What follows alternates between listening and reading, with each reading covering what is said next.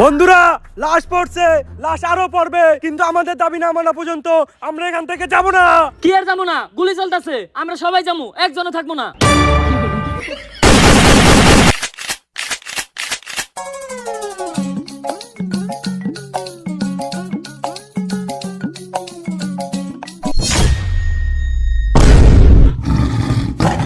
এটা কি জান নাকি অ্যাভেঞ্জারের তোর হাত পাতলেই অস্ত্র আইতেছে।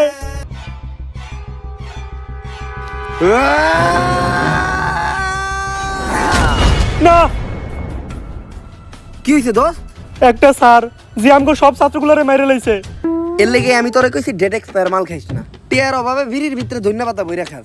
আদে বাদে সবজি খাইতে খাইতে উল্টা পাল্টা স্বপ্ন দেখস। এটা তোর একটা স্বপ্ন দোষ আছিল, দুঃস্বপ্ন আছিল। আরে না, 7 দিন ধরে আমার কালাবাসাটা চুলকাইতেছে, আর কবি কইছে কালাবাসা চুলকাইলে নিশ্চিত খারাপ কিছু ঘটে।